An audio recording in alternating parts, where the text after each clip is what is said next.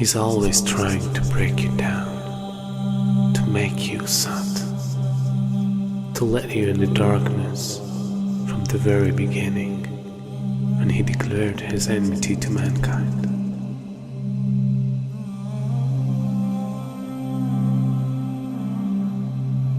And throughout the history, he caused evil and destruction between every nation.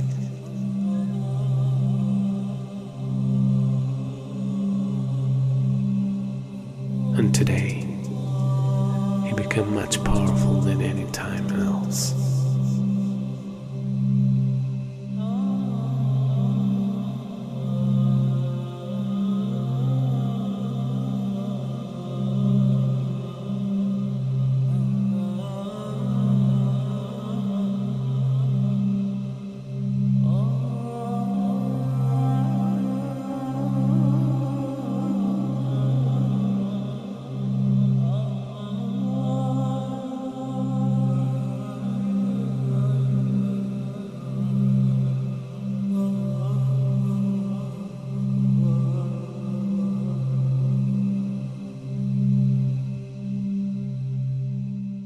A new world order, a world where the rule of law, not the law of the jungle, governs the conduct of nations.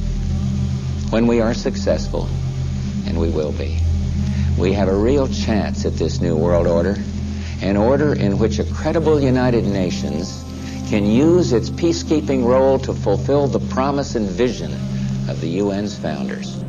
We begin to see the climax of a major change in society, the climax of a new world order.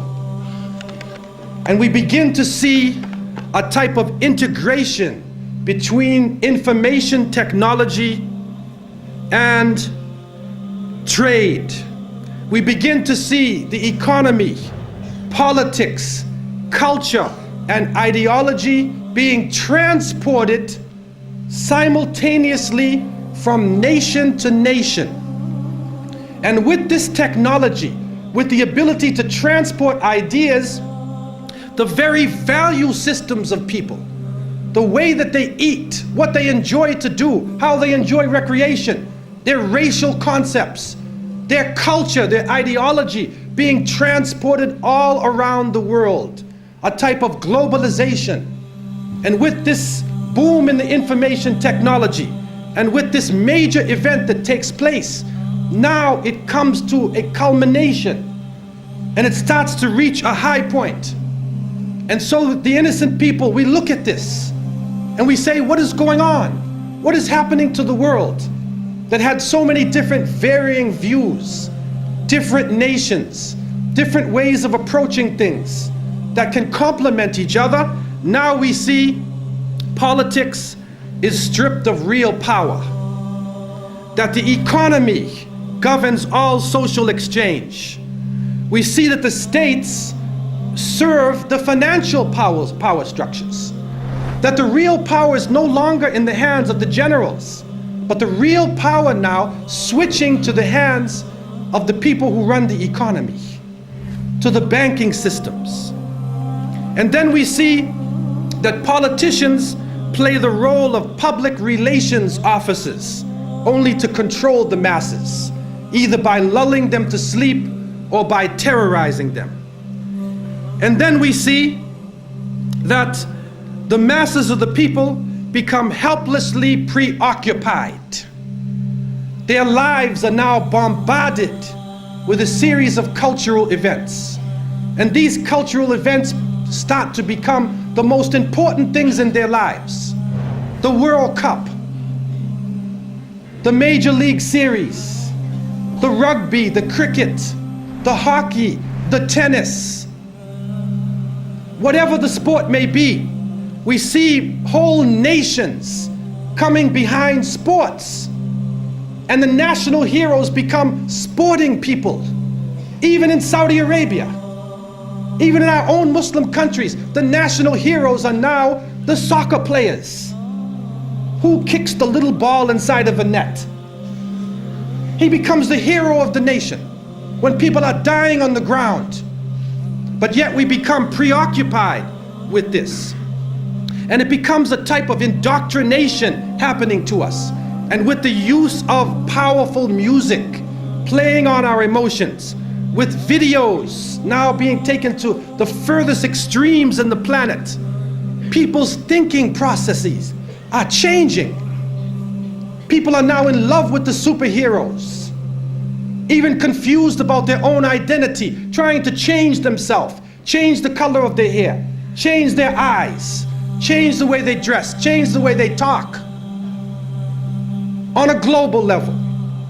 And then we see drug addiction reaching a point that humanity has never seen before. And after traveling to over 36 countries, looking at the Muslims and being with them, I have found that in all of the communities that the young people are being confused with drugs. It is pouring into our countries. No matter what form it takes, cocaine, LSD, psychedelic, depressants, put you up, put you down, confuse you, but create a false world and give you a false dependence so that you become dependent on the chemical. You forget about Allah. Your God becomes the pusher. Your God becomes the chemical. And so creating this dependency amongst the masses of the people.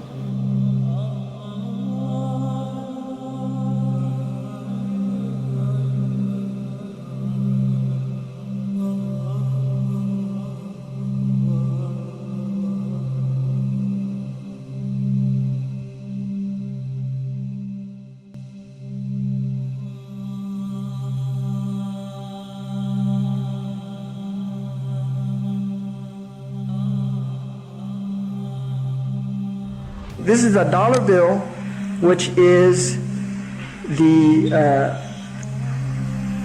now devalued dollar bill. And on the back of the dollar bill, there's a seal on this side. It's called the Great Seal of the United States. That's what it's called. It's their seal. Now behind the seal, this is actually what is behind the Great Seal of the United States, is a pyramid with one eye. Now the one eye is the sun god Re, which is where we get the word ray, sun rays. It is the sun god, same Mithraic character, and he shows up again and again. This is the Masonic god of the ray. 13 5-pointed stars, and when you draw lines between them, you'll draw a 6-pointed star. If the hexagonal star is lifted out and placed over the image of the pyramid, its points indicate specific letters in the Latin inscription surrounding it, which are thought to be an anagram. Inside the American dictionary is the word anagram, which is the intentional scrambling of the letters of a word to conceal the real word. So if you re-scramble, you get Masons. This is how we know that the Masons originated the drawings for the Great Seal of the United States. This search for concealed meanings in the iconography is not confined to the imagery alone. It is claimed that the number 13, the most ominous number in Western tradition, is hidden throughout the symbols on the $1 bill. They point out the repetition of the symbolic number 13. There are 13 leaves on the olive branch in the eagle's right claw, 13 arrows in the left claw, 13 stars above the eagle's head, and 13 bars and stripes on the shield. Count the feathers. You'll notice that there are 32 feathers on the bird's left wing and 33 on his right wing. This is understood to refer to the 33 degrees of Masonry introduced by the Supreme Council of the Scottish Rite, America's most prominent Masonic order, whose national HQ is in Washington. If you look, you'll see the pyramid is built except for the top. It's built except for the top. The eye is suspended above the top. It hasn't come down yet. Because they believe until they finished the Masonic project, which is what they say on the bottom, Novus Ordo Seclorum, and then Annueta Chapters, he is pleased with our project. In other words, the God they believe in is pleased with our project. What is the project? This is the question. What is the project that this God is pleased with? The project is literally the secularization of the world. To completely strip the world from religious beliefs. This is the project, and that is why it is called Novus Ordo Seclorum, a new secular or worldly order.